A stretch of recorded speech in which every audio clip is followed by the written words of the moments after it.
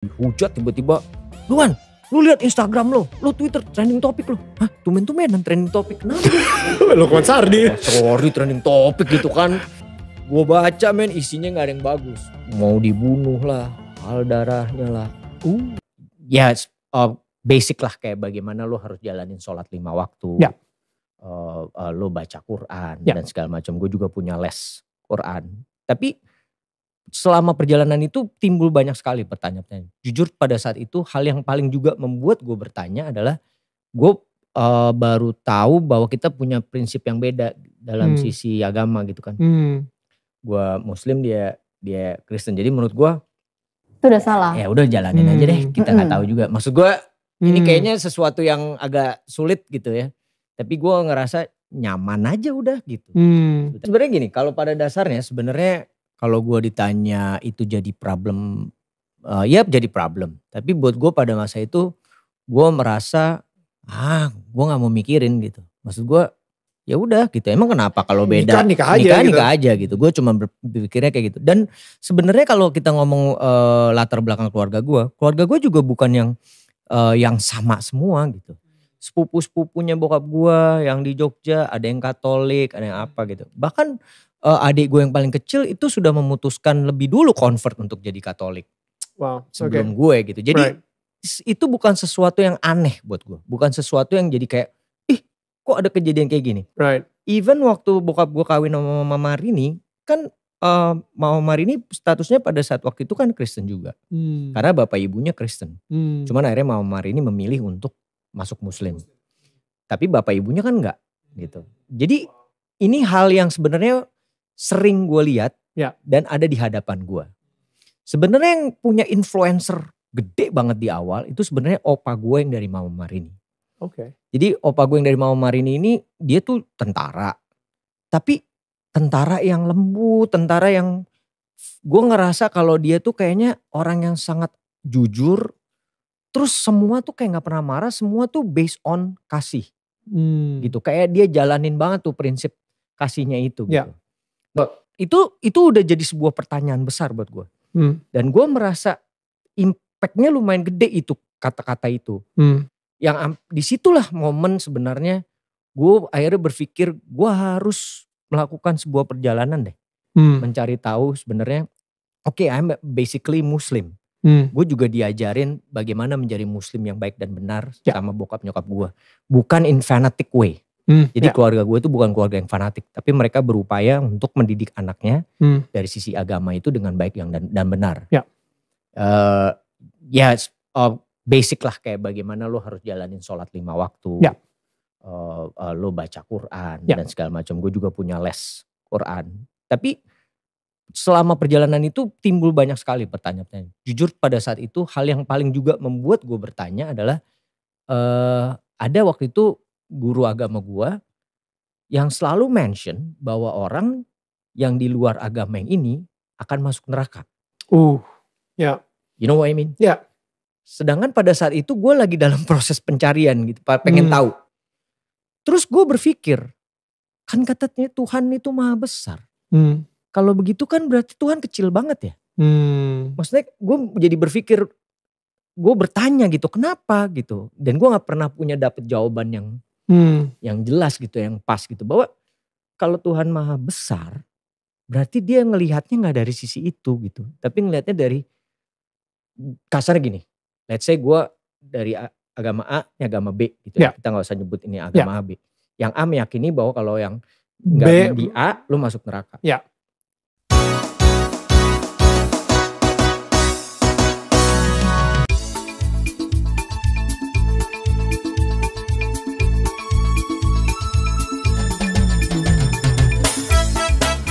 Kalian ketemu pas lu lagi jadi asisten produser buat Rudi Sudjarwo. Lagi kerja praktek. 9 Naga bukan itu? Iya, 9 Naga. 9 Naga ya. Kedua gua tuh. Right. Itu keren banget. Dan ketika kalian ketemu dan gua sempat dengar juga kalau misalnya lu saat itu sebenarnya, lu umur berapa saat itu? 36 ya? Itu meritnya. Merit 35. 34 berarti. 34 ya? 30. Kan 3,5 tahun. Kamu pacarannya sama aku? Oke. Nah, jadi lu sebenarnya saat itu udah kayak gak niat pengen menikah selamanya gitu kan. Lu kayak ngerasa udahlah gue pengen single aja.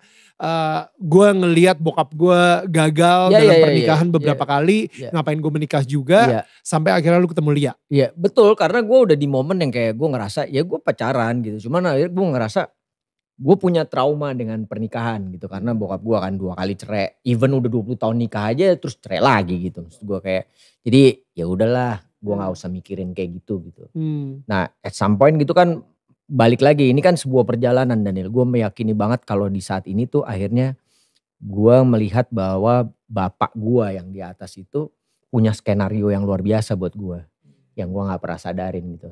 Sampai gue punya pemikiran kayak gitu kan pasti dia denger dong, dia tahu. Oh lu punya pikiran untuk gak nikah? Cerita lu gak begini Lukman gitu. Wow. Pasti kan bapaknya bilang gitu kan. Cerita lu gak gini, lu jangan menyalahi skenario yang gue buat gitu kan. Akhirnya kan gue tiba-tiba main dari Gi, habis itu gue 9 Naga. Siapa yang nyangka juga ketemu dia. Gak ada yang nyangka kan. Di momen-momen dimana gue juga merasa bahwa ini gambling kayaknya gue milih untuk main di film gitu. Gi, setahun gue lama gak punya kerjaan, tiba-tiba ada Rudi Sudjarwo bikin 9 Naga. Dan ternyata gue lolos casting. Jujur first impression gue ketemu dia tuh ya biasa lah kayak lo, cantik nih cewek gini-gini. Siapa nih, gue pengen tahu kayak gitu. Tapi hanya sebatas itu aja, gue gak mikir untuk akhirnya gue deketin gue apalah, gue niat gitu deketin. Cuman I'm happy nih kalau gue datang ke sini ada cewek ini gitu kan. Terus habis itu ya itu berjalan gitu, ada momen dimana nanti ada ceritanya Lia juga di mana dia tiba-tiba Rudi tuh selalu mention nama gue gitu. So, lu harus ketemu nih, ini gila banget nih orang, keren banget gitu. Dia tuh juga lumayan penasaran. Siapa sih nih gitu, yang mana sih gitu. Dan akhirnya ketika pertama kali ketemu ekspektasinya gimana? Ekspektasinya segini aja, udah pendek. Gue pikir Nicholas Saputra. Emang sih gantengnya cuma 0,5% bedanya, tapi 0,5%nya tuh jauh. Jauh man, gila loh. Ya. Iya kan kamu bisa cerita tuh pertama kali kamu disuruh nungguin karena aku mau ngambil skrip ya. Disuruh nungguin sih sebenarnya. Jadi dia tuh mention mulu. Pokoknya Rudi kalau ngomongin dia semangat banget. Lu harus tahu acting dia tuh keren banget. Gue bisa nih lagi kerja apa tiba-tiba dia lewat. Gila itu orang tuh keren banget. Dia yang harus main. Sampai segitunya? Iya. Wow. Rudi sampai kayak gitu. Gue bilang wah ini good marketing. Siapa sih gue gituin kan. Udah satu hari dia bilang itu draft terakhir draft final udah jadi ya. Oke. Nanti pemain suruh pada ngambil-ngambil aja. Mau gak mau dia dateng dong. Kan gue belum ada proses reading. Jadi baru ngambil karena draftnya baru jadi terakhir. Terus datang malam-malam. Jam 6 ya kayaknya habis maghrib udah gelap kan. Terus gue bilang gini, Astradanya bilang, oh ini Mas Lukman datang. Gue langsung kepingin keluar. Yang mana sih nama si Lukman? Gue bilang gitu kan. Gue di depan pintu tuh. Gue langsung tuh kayak ngecek gitu ya. Begitu gue buka pintu, oh ini yang namanya Lukman. Mas gitu ya. Gue bingung juga, oh ini yang namanya Lukman. Gue ngomong loh, kamu iya kan aku ngomong kan. Iya. Oh ini yang namanya Lukman. Kenapa kata dia gitu. Enggak, Rudi tuh ngomongin lo melulu. Terus udah gue tinggal, udah cuma sekedar segitu doang. Gak tahu lagi juga. Kan begitu aja gitu. Iya dia juga ngambil skrip. Tapi di mata lu itu beda gitu ya. Kayak, di mata gue tuh slow motion jalannya. Ada lagu kita cek wow. Oh Rudi mention nama kamu terus. Kayak rambutnya. Mata gue membesar kling gitu. Iya gue sampai bingung. Iya. Oh ya udah. Jadi sebenarnya prosesnya tuh diawali dari itu gitu. Jadi jujur tanya sama dia. Gue juga gak ngalamin yang namanya pendekatan tuh kayak apa gitu. Gue tuh jadi dekat karena kita tiap hari ada di lokasi syuting. Jadi bukan yang berusaha deketin. Kalau di lokasi syuting kan gue juga fokus sama kerjaan gue. Dia juga ada kerjaan gitu. Ada momen lagi duduk lihat monitor ngobrol ketemu gitu. Jadi kalau ditanya kapan pendekatannya, gue juga gak tahu kapan pendekatannya gitu. Jadi benar-benar berjalan seperti itu adanya. Sampai akhirnya kita ngerasa nyaman aja gitu. Dan pacaran lah di situ ya. Dan akhirnya memutuskan kayaknya ya udah kita coba ya. Menurut gue waktu itu ya pikirannya ya udahlah pacaran aja gitu. Padahal tapi nggak ada nikah. Nggak ada. Karena gue merasa nyaman nih deket dia. Ya. Gue udah waktu itu udah sekitar berapa tahun juga gue nggak punya pacar gitu. Oh enggak, tapi lucunya gini kita sempat curhat, saling sharing. bekas-bekas pacar kita. Gue bilang lama-lama gini, kok ada gila-gilanya nih, gue bilang. Dia curhat bekas pacar dia. Oh gara-gara nih kan dia kalau ganti baju di lokasi syuting sebenarnya gimana ya, itu lokasi syuting sebulan ya, ada ya sebulan. Jadi kalau gue boleh milih, sebenarnya gue gak mau ada di lokasi itu. Tapi entah kenapa gue harus ada di lokasi itu terus. Menurut gue itu juga proses kan. Udah oke, jadi gue udah di situ gitu.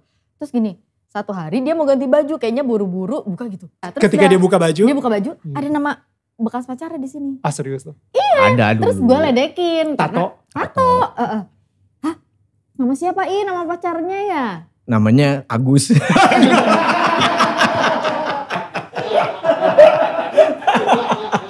Makanya yang bikin dia kaget, kok namanya Agus? Makanya syok. Agus Wijaya. Wow. Tapi tatonya masih ada gak? Udah gak ada, udah gue tiban. Tapi gue gak pernah suruh juga untuk dia hapus. Iya. At time gitu kan. Terus, tapi kalau gak dihapus gak dinikahin. Nah, mungkin ya gue juga gila aja kalau gue gak hapus terus gue nikah sama dia. Bukan, itu kesadaran kamu aja. Iya makanya gue mikir gila juga kalau gue gak hapus kan. Terus udah gue bilang gini, nama pacarnya ya udah akhirnya dari situ dia cerita. Iya karena dia mention jadi gue cerita kenapa gue tato gitu Iya, kan. gue juga udah lama gak pacaran. Sulit lah buat gue untuk pacaran. Di cita-cita gue awal gue pingin nikah muda. Karena gue ngeliat nyokap gue nikah muda terus sama gue kan enak nih jadinya kayak temen gitu. Terus gue bilang, gue udah males deh pacaran main-main. Abis itu kalau misalnya Tuhan kasih, gue kepingin someone yang tepat buat gue. Udah pokoknya ngomongnya belum ngerti Nil. Jadi ngomongnya cuma udah deh udah males pacaran, pinginnya yang jenjang yang serius gitu. Tapi gue di situ merasa dengan kita punya latar belakang dan background masing-masing. Kalaupun kita pacaran berarti kan kita jadi new life lah gitu loh. Dengan lupa deh semuanya, kita jalan dengan kita yang baru ke depan gitu. Tapi gue juga gak kepikiran, belum tahu kepikiran mau serius sama dia. Ya betul sih, makanya gue juga gitu waktu itu merasa nyaman, ya udah jalanin aja dulu gitu. Gue gak mikir gue bakalan nikah, gue bakalan ini kan. Apalagi kan ada satu hal juga waktu itu yang gue berpikir juga. Jadi setelah berapa lama gue deket, gue baru tahu bahwa kita punya prinsip yang beda dalam sisi agama gitu kan. Gue Muslim, dia Kristen. Jadi menurut gue itu udah salah. Ya udah jalanin aja deh, kita nggak tahu juga. Maksud gue ini kayaknya sesuatu yang agak sulit gitu ya. Tapi gue ngerasa nyaman aja udah gitu. Sebetulnya kayak gitu sih. Dan jadi banyak banget ya berita di luar sana dan artikel-artikel kalau misalnya lu lihat gitu ya. Lu pindah agama karena istri. Lo bisa gitu. sebut siapa tuh yang ngomong? Bentar. Siapa? Coba buka. Tapi sebenarnya itu kan pemberitaan yang ternyata tidak benar gitu. Jadi ternyata lu sendiri juga mempunyai sebuah journey sendiri. Nah, gue pengen tahu sih, karena mungkin di sini yang lagi nonton pun juga lagi pacaran sama yang beda agama misalnya, atau mereka sendiri juga lagi dalam perjalanan untuk spiritual journey gitu dan lain-lain. Nah, gue penasaran ini spiritual journey yang lu alamin. Jadi gue gak pengen kayak mikir, wah ini berarti semua orang harus ngelakuin seperti ini seperti Lukman Sardi gitu. Enggak, ini yang lu alamin. Dan gue penasaran aja, pengalaman lu sendiri ketika lu tahu bahwa, wow ini gue ternyata serius loh. Dan gue emang pengen masuk ke jenjang yang lebih serius, yaitu pernikahan. Tapi ada satu hal yang membatasi, yaitu perbedaan agama kita, perbedaan kepercayaan kita. What happened? Jadi sebenarnya gini, kalau pada dasarnya sebenarnya kalau gue ditanya itu jadi problem, ya jadi problem. Tapi buat gue pada masa itu gue merasa gue nggak mau mikirin gitu. Maksud gue ya udah gitu. Emang kenapa kalau beda nikah aja gitu. Gue cuma berpikirnya kayak gitu. Dan sebenarnya kalau kita ngomong latar belakang keluarga gue juga bukan yang sama semua gitu. Sepupu-sepupunya bokap gue yang di Jogja ada yang Katolik, ada yang apa gitu. Bahkan adik gue yang paling kecil itu sudah memutuskan lebih dulu convert untuk jadi Katolik. Wow, sebelum gue gitu. Jadi itu bukan sesuatu yang aneh buat gue. Bukan sesuatu yang jadi kayak, kok ada kejadian kayak gini. even waktu bokap gue kawin sama Mama Marini kan Mama Marini statusnya pada saat waktu itu kan Kristen juga. Karena bapak ibunya Kristen. Cuman akhirnya Mama Marini memilih untuk masuk Muslim. Tapi bapak ibunya kan enggak gitu. Jadi ini hal yang sebenarnya sering gue lihat dan ada di hadapan gue. Sebenarnya yang punya influencer gede banget di awal itu sebenarnya opa gue yang dari Mama Marini. Jadi opa gue yang dari Mama Marini ini dia tuh tentara. Tapi tentara yang lembut, tentara yang gue ngerasa kalau dia tuh kayaknya orang yang sangat jujur. Terus semua tuh kayak gak pernah marah, semua tuh based on kasih. Gitu, kayak dia jalanin banget tuh prinsip kasihnya itu gitu. Nah yang menjadi uniknya adalah pada saat waktu itu ada ulang tahun pernikahan opa oma gue yang ke-50 kalau gak salah golden. Kalau 50 golden kan. Jadi opa tuh bikin tulisan cerita tentang buku tentang perjalanan percintaan mereka. Yang bukunya itu akhirnya diperbanyak jadi buat goodie bag buat pas acara itu. Nah khusus untuk cucu-cucunya opa gue tuh punya tulisan. Khusus dia tulis tangan. Tapi dengan beda-beda. Yang ini ngomong tentang apa. Yang bagian gue, ini gue sampai talk about kasih. Lu bingung gak? Masih inget gak isinya apa? Isinya tuh everything sebat kalau lo jalanin hidup. Esensi yang paling besar itu kamu harus mengasihi semua orang. Itu unsur utamanya. Gue tuh gak cuma tulisan gitu lumayan panjang gitu. How sebenarnya kayak opa hidup itu ngejalanin apa sih. Tapi kenapa yang itu buat gue? Itu loh maksud gue. Itu udah jadi sebuah pertanyaan besar buat gue. Dan gue merasa impactnya lumayan gede itu kata-kata itu.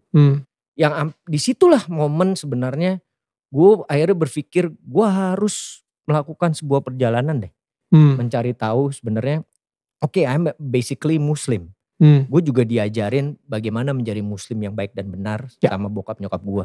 Bukan in fanatic way. Jadi keluarga gue itu bukan keluarga yang fanatik. Tapi mereka berupaya untuk mendidik anaknya dari sisi agama itu dengan baik dan benar. Basic lah kayak bagaimana lo harus jalanin sholat 5 waktu. Lo baca Quran dan segala macam. Gue juga punya les Quran. Tapi selama perjalanan itu timbul banyak sekali pertanyaan. Jujur pada saat itu hal yang paling juga membuat gue bertanya adalah ada waktu itu guru agama gue yang selalu mention bahwa orang yang di luar agama yang ini akan masuk neraka. You know what I mean? Sedangkan pada saat itu gue lagi dalam proses pencarian gitu, pengen tahu. Terus gue berpikir, kan katanya Tuhan itu maha besar. Kalau begitu kan berarti Tuhan kecil banget ya. Maksudnya gue jadi berpikir, gue bertanya gitu, kenapa gitu. Dan gue gak pernah punya dapet jawaban yang jelas gitu, yang pas gitu. Bahwa kalau Tuhan maha besar, berarti dia ngelihatnya gak dari sisi itu gitu. Tapi ngelihatnya dari, kasar gini. Let's say gue dari agama A, ini agama B gitu ya. Kita gak usah nyebut ini agama A, B. Yang A meyakini bahwa kalau yang gak di A, lu masuk neraka. Akhirnya yang A stick dengan dia jalanin ini kan. Dengan keyakinan bahwa dia akan masuk surga. Tapi kehidupannya dia kacau balau. Nah yang ini, walaupun dia sudah dapat stigma bahwa lo tidak akan masuk surga. Tapi dia menjalani kehidupan dengan baik dan benar. Dia berbuat sesuatu demi kebaikan orang lain. Dia jalanin hidup dengan baik. Masa Tuhan terus bilang, enggak. Lo masuk. Kasarnya gitu ya, kalau misalnya di pikiran gue gitu. Lo masuk neraka tetap. Karena lo gak gitu. Buat gue itu sebuah pertanyaan yang bikin gue terus berjalan. Tapi bukan berarti gue juga langsung memutuskan gitu. Jadi perjalanan itu lumayan panjang dan proses. Nah itu tadi gue bilang bahwa ada skenario Tuhan yang gue gak pernah tahu. Kenapa itu kalimat kasih datangnya ke gue. Ya kan. Kenapa terus gue dipertemukan sama dia. Di momen-momen dimana saat yang gue sudah tidak meyakini tentang merit. Itu kan luar biasa buat gue. Sehingga muncullah sebuah perjalanan yang makin, pertanyaan yang makin meninggi di gue gitu. Sampai di momen yang akhirnya hubungan kita udah mulai panjang, serius. Ya of course lah ya, kalau lo udah tahunan pasti lo akan bertanya ini mau dibawa kemana. Betul. Dengan walaupun di usia yang sudah tidak muda lagi. Gue juga berpikir, gue juga akhirnya merasa kok gue nyaman banget ya sama dia. Apakah gue still believe bahwa merit itu gak penting gitu kan. Gue melakukan sebuah perjalanan sampai ada momen dimana di lumayan krusial momen itu karena kita udah masuk tahun keberapa gitu. Gue berdoa gitu, gue cuma berdoa gini deh, gue gak tahu gue mesti ngapain kalau kasar gitu. Sama bapak nih gue berdoa. Lo kasih tahu gue jalan, gue harus ngapain dulu deh. Terserah deh. Istilahnya kalau gue harus nyempul got dulu, abis itu gue nemu jawabannya, gue nyebur got dulu deh. Gak apa-apa. Sampai udah sedesperate itu lah. Gue sepasrah-pasrahnya aja gue. Sampai besokannya tiba-tiba gue baru sadar ini mungkin jawaban doa gue. Tapi gak langsung hari itu juga gitu. Gue kayak dari kebetulan gue ikut filmnya Naga Bonar Jadi 2. Karyanya Bang Deddy Miswar. Dan itu box office. Nah caranya dia Bang Deddy Miswar itu punya cara yang buat gue tuh very nice way untuk meng-appreciate gitu. Dia ngasih bonus umroh. Nah kalau buat ke orang Islam kan keyakinan pada saat lo udah dikasih rezeki itu berarti rezeki dari Tuhan kan. Lo harus ya whatever lah kalau udah gitu kan udah lo harus ambil. Dan gue ngerasa tiba-tiba kok gue ditawarin ini ya di dalam situasi yang lagi kayak gini. Dimana lo lagi bertanya kepada Tuhan lagi gitu. Bertanya gitu. Terus gue bilang apa ini gue mesti jalanin dulu ya sampai gue nemuin jawabannya gitu. Atau mungkin itu jawabannya. Gitu. Ya kan either gue kesini atau gue melanjut atau gue tetap stick di tengah gitu kan. Akhirnya gue bilang sama dia gue berangkat deh gitu. Nah itu yang akhirnya mungkin banyak orang gak tahu. Gue jalanin umroh itu dengan niat ya udah gue jalanin sebagai gue umat Islam, gue jalanin dengan baik dan benar. Di satu sisi apapun yang Tuhan mau gue lakukan ya itulah jawabannya gitu kan. Nah pada saat gue ngejalanin umroh itu biasalah kalau misalnya kan lo ada tawaf gitu kan. Itu di situ gue ngerasa bahwa kan kalau misalnya di tawaf itu sampai lo jalan sampai akhirnya sampai di Hajar Aswad lo cium. Itu bukan sebuah perjalanan yang mudah untuk lo nyampe di ujung. Karena kan banyak orang. Udah gitu banyak orang juga yang gede-gede banget. Gitu. Tiba-tiba lo nabrak-nabrak. Waktu gue ngejalanin itu semua emosi gue marah banget. Gue marah banget karena gue gak nyampe-nyampe ke situ. Gue kata-katain semua orang. Buset.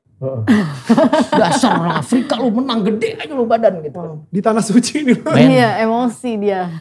Sampai akhirnya tiba-tiba kayak gue diingetin tentang tulisan opa gue kasih itu dan yang tergambar di depan gue itu tulisan opa gue itu tentang kasih. How lo jalanin hidup dengan kasih, nanti dari kasih itu lo akan dapet jalan yang terbaik. Konsepnya itu gitu. Akhirnya gue diem dulu duduk. Gue inget tuh kalimat opa gue itu. Apa ini yang gue harus jalanin ya? Akhirnya gue jalanin konsep itu. Gue ada orang mau lewat gue kasih. Ini gue kasih. Gue gak sadar tiba-tiba gue udah di ujung. Tiba-tiba itu biasanya orang kan ayo buruan cepat buruan. Itu tiba-tiba itu sama yang kan ada yang jaga di atas itu ya. Gue nyium. Orang itu gak bolehin orang lain masuk dulu. Jadi lu dikasih waktu lama, ekstra ya? Ekstra tuh. Habis itu gue nangis sejadi-jadinya. That's about konsep yang gue cari tentang hidup. Kasih Daniel. Yang selama ini gue lost. Kayak tadi makanya gue bilang temperamental. Gue ngerasa bisa ngidup sendiri. Gue jalanin aja semuanya. Dan ternyata itu jawabannya Tuhan. Makanya waktu gue pulang, even gue dari umroh, gue yakin banget dengan konsep kasih itu. Dan itu yang gue bilang impactnya terbesar itu dari opa gue awalnya. Kan itu perjalanan yang panjang opa gue dari tahun berapa gue masuk di situ tahun berapa gitu.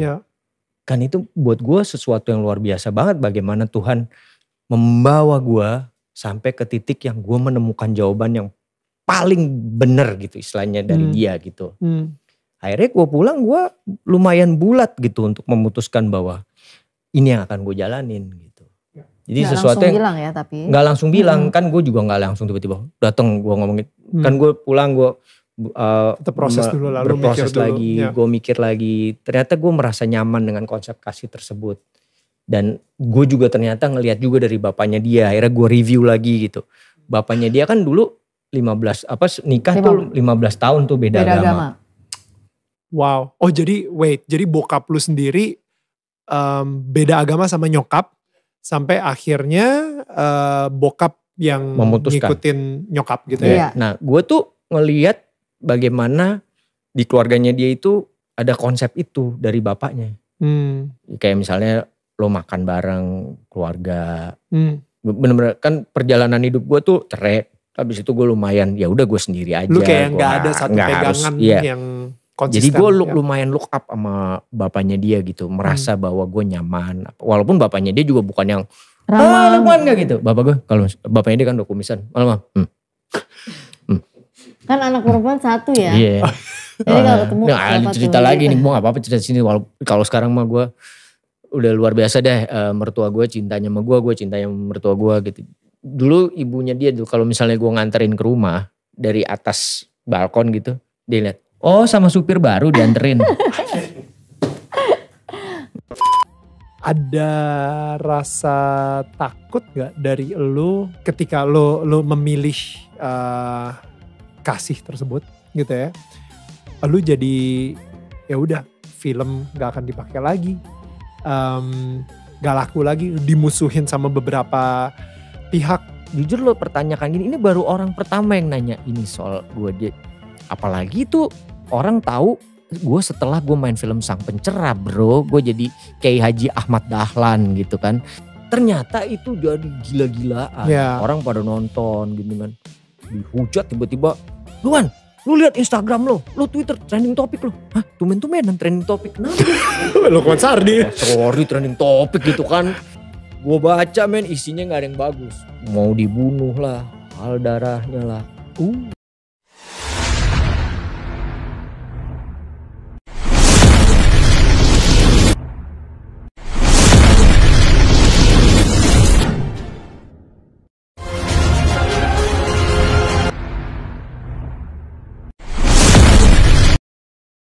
Saudaraku, apakah Anda sudah mendengar kesaksian tadi?